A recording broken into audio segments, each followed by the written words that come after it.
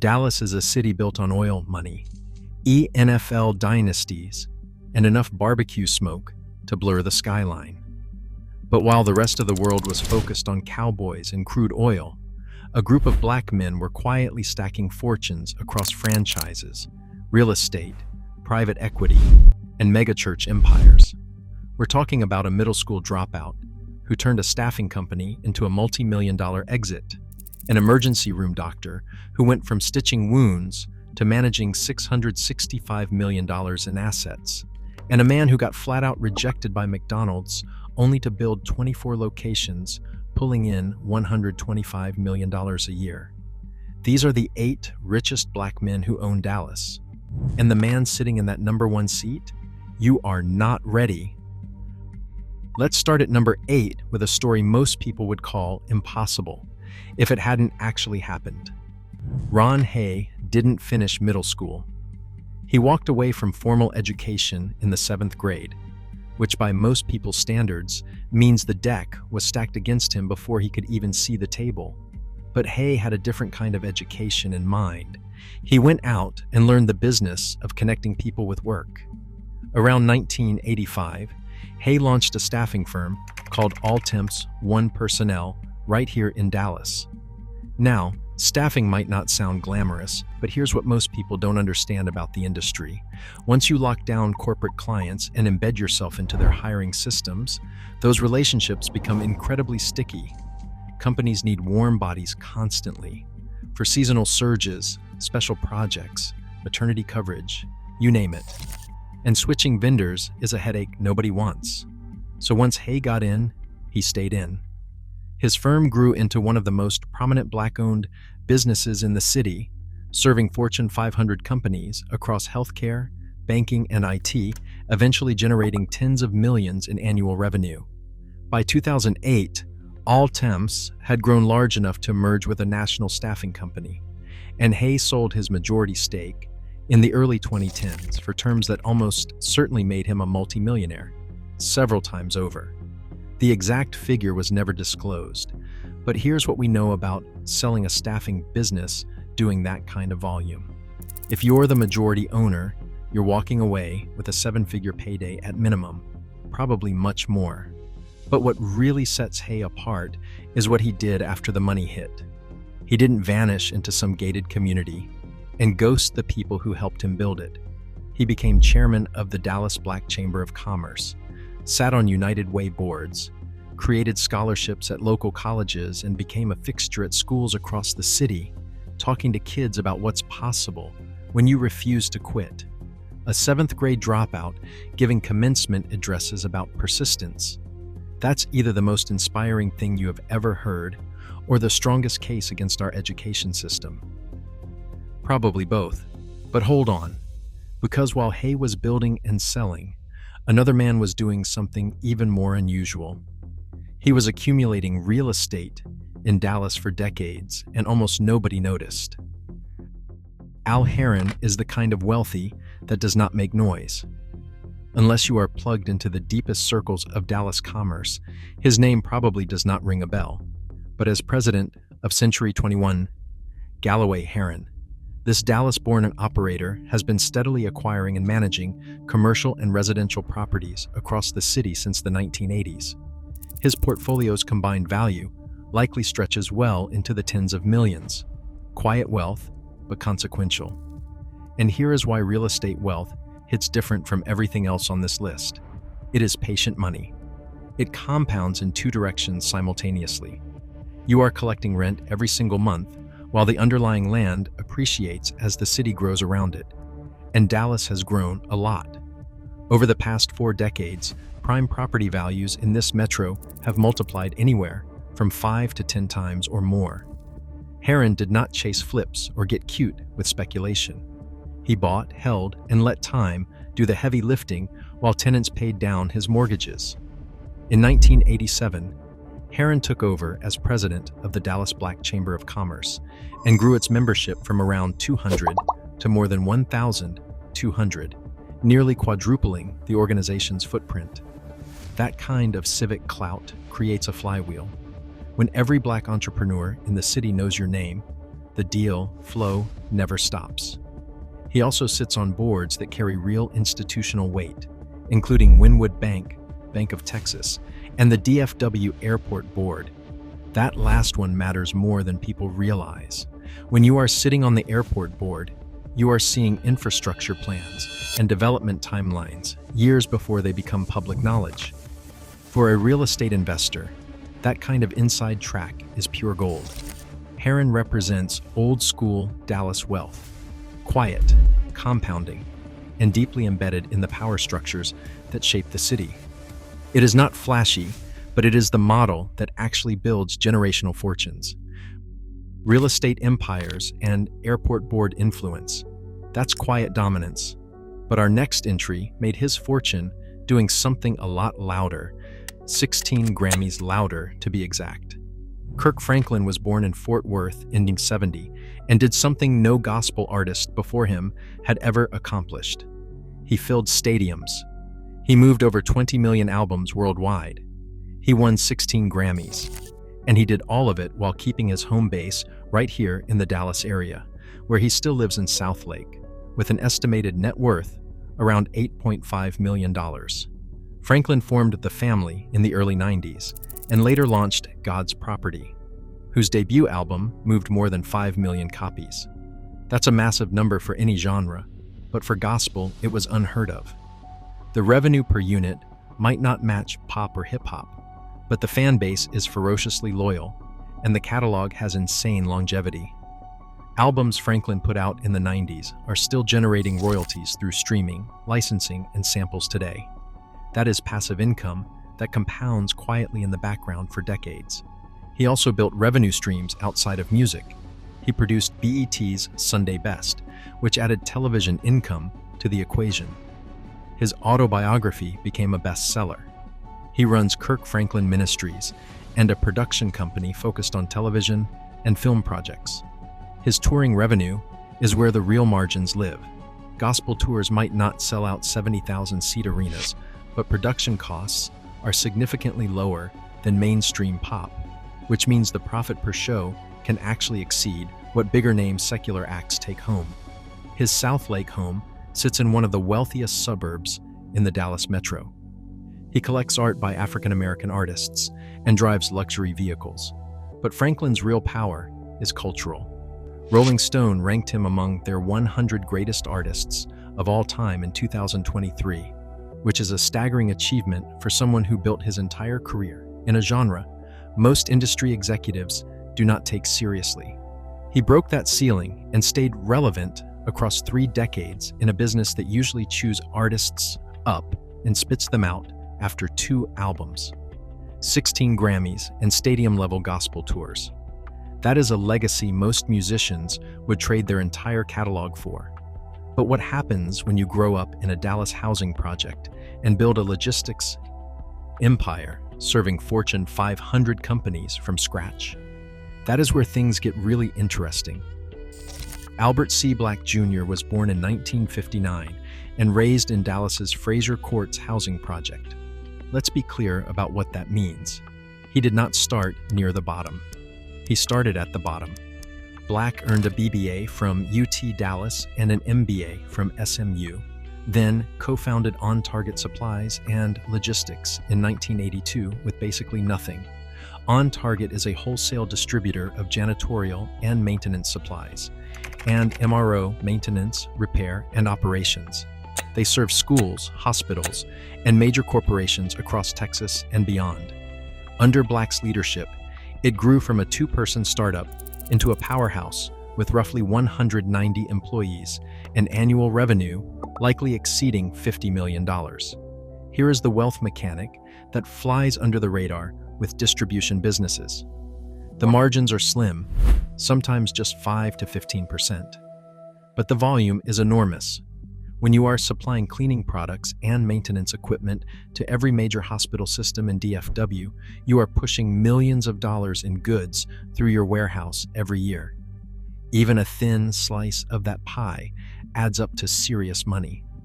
Black worked 2 jobs simultaneously for a decade while building On Target, grinding through the years when every account mattered and cash flow was a daily stress test. By 2018, he had expanded to branches across DFW, Houston, and Tucson, and then did something brilliant. He stepped down as chief executive officer and handed day-to-day operations to his son Trey while retaining majority ownership and the chairman title. That structure, build the machine, professionalize the management, then step back while keeping the equity, is the textbook play for preserving generational wealth. He also became the first African American to chair the Dallas Regional Chamber, which puts you at the center of economic policy for the entire metropolitan area. When you are shaping development priorities at that level, you are not just building wealth, you are influencing the landscape that everyone else has to operate in. From housing projects to the Dallas Petroleum Club. That is a trajectory that rewrites the rulebook.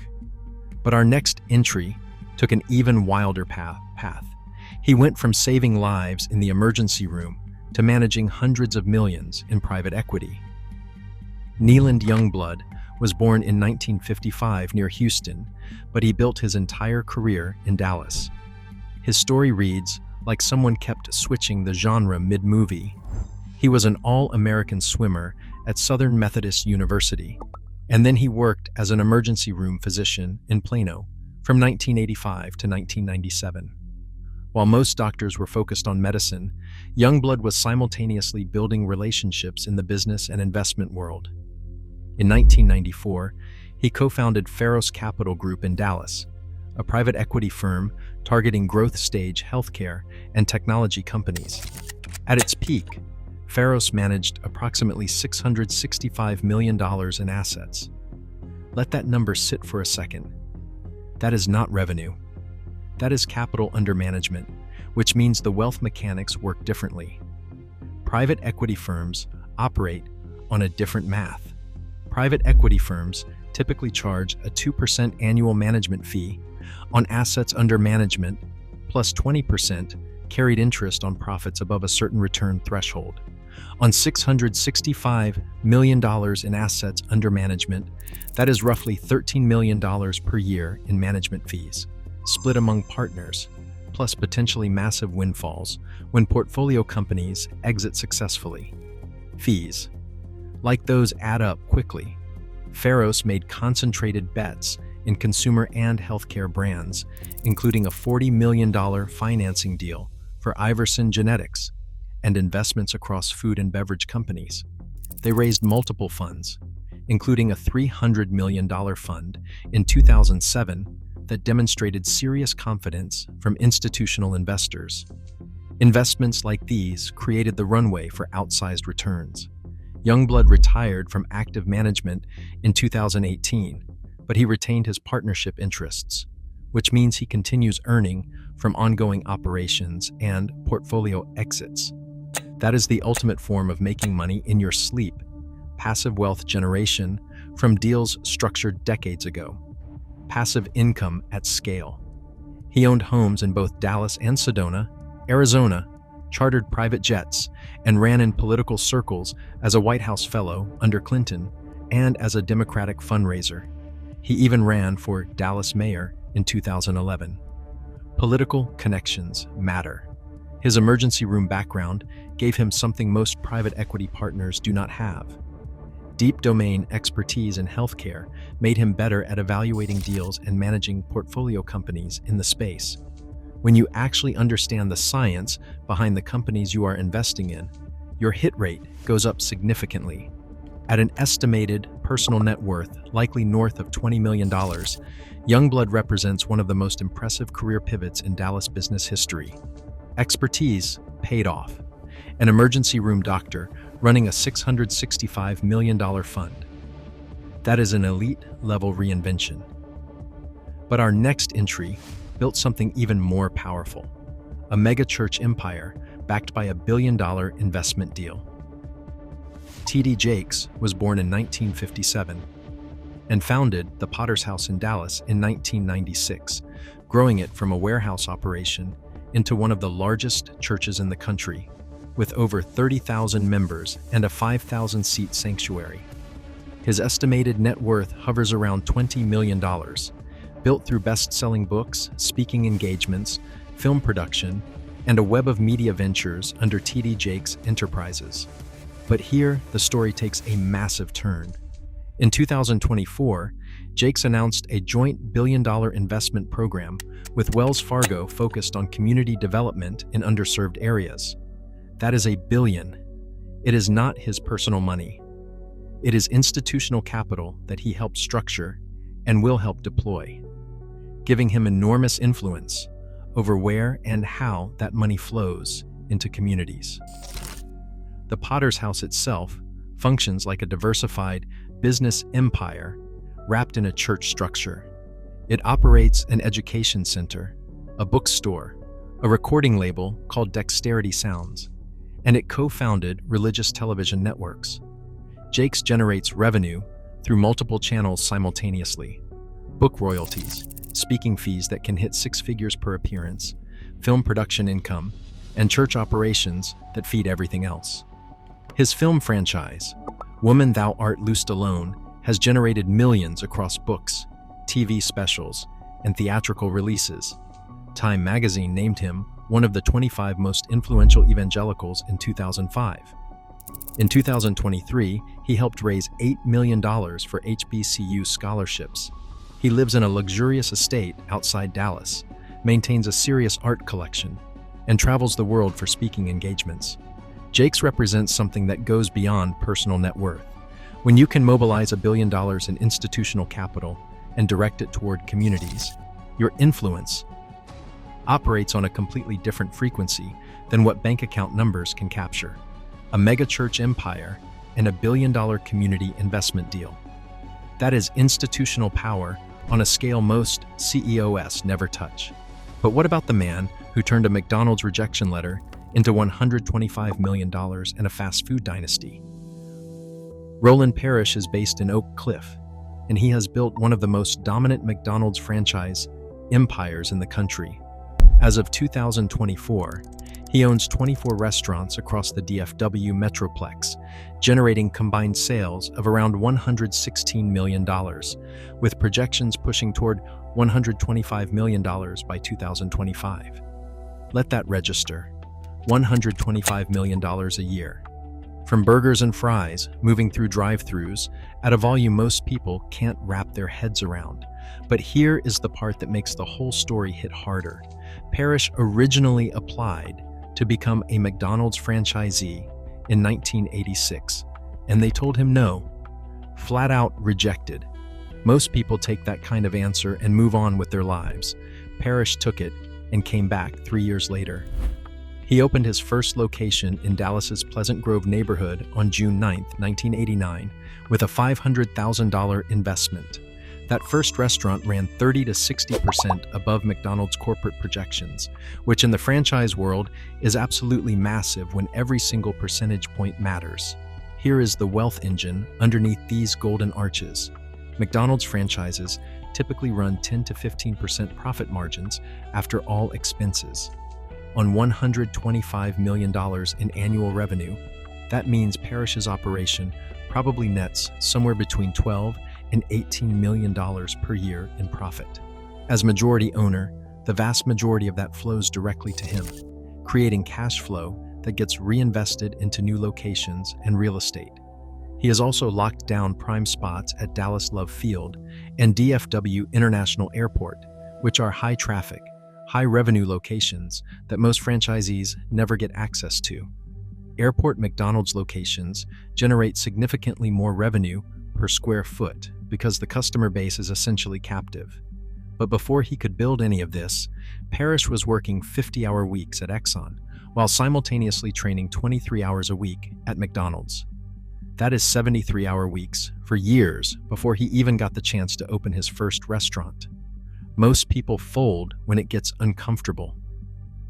Parish worked 2 full-time schedules simultaneously because he could see the long game. His philanthropy matches the scale of his business. He donated $2 million to Purdue University for a management library. and $3 million to Fisk University for a career center, both now bearing his name.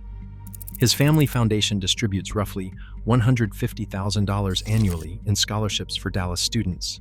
The city dedicated a 23-acre Oak Cliff Park in his honor. At 24 locations, generating 9 figures in annual revenue, Parish represents the franchise empire wealth model executed to near perfection. Pick a proven system, run it better than everyone else. Pour profits back into expansion, build goodwill in your community, and let decades of compounding do the rest. It is not glamorous, but it is devastatingly effective. And now, sitting at the very top of this list, is a two-sport Hall of Famer who did something no human being has ever done before or since. He played in both a Super Bowl and a World Series. Deion Sanders, primetime, Neon Deion, born in 1967, now 58 years old, with an estimated net worth around $60 million assembled across one of the most singular athletic careers in the history of professional sports. Read that stat again. The only person ever to compete in both a Super Bowl and a World Series. In 1989, he hit a Major League home run and scored an NFL touchdown in the same week. His personality was bigger than any single sport could contain, and he made sure the world knew it. Sanders suited up for the Dallas Cowboys from 1995 to 1999, winning a Super Bowl championship in his first season with the team, and cementing himself as one of the most electrifying defensive players the league has ever seen. Across his career, he pulled in roughly $45 million in NFL contracts and another $13 million from MLB, plus endorsement deals with Nike, Pepsi, and Burger King that stacked millions more on top. But the wealth story did not end when the cleats came off. Sanders signed a 5-year coaching contract with the University of Colorado in 2022, extended in 2025, worth $54 million total. That works out to roughly $10 to $12 million per year, which is more than he earned during many of his playing seasons. Coach Prime turned out to be just as bankable as the athlete ever was. He transformed Colorado football into must-watch television, recruited elite talent, and turned his coaching tenure into a media phenomenon. His sons playing for him added a family dynasty element that made the whole narrative irresistible. His Dallas roots run deep. He owned a 30,000 square foot estate in the suburb of Prosper that was recently listed at $5.5 million. He has collected high-end vehicles, maintained a vacation home in Florida, and never once apologized for living loud. Designer everything, custom hats, yacht appearances during the off-season. Sanders understood personal branding decades before it became a Silicon Valley buzzword, and he monetized his personality across sports, entertainment, and now education in a way that keeps generating wealth long after the game stopped. He was inducted into the Hall of Fame in 2011 after 8 Pro Bowl selections and 2 Super Bowl rings. He was named NFL Defensive Player of the Year in 1994. He also won a World Series with the Atlanta Braves in 1992. His philanthropy through the Primetime Association focuses on mentoring young people in sports and leadership, and he has consistently donated to schools and community programs across Texas. At $60 million, Deion Sanders sits at the top of this list, not just because of the number, but because of what it represents. Multi-platform earnings across 2 professional sports, endorsements, media, and a coaching career that is still ascending. From 2-sport superstar to Hall of Fame legend to Coach Prime. Leading one of college football's wildest turnaround stories, Sanders proved that athletic brilliance paired with unapologetic self-promotion and smart financial moves can build the kind of wealth that outlasts every highlight reel. And there you have it, the 8 richest black men from Dallas, from 7th grade dropouts to ER doctors turned deal makers, from housing project kids to franchise kings, from gospel stages to megachurch empires. This city has been quietly producing black wealth at a level most people never hear about. Which of these stories hit you the hardest? Let me know in the comments. And if you have not already, subscribe so you do not miss the next deep dive into Black excellence and generational wealth building. We will see you in the next one.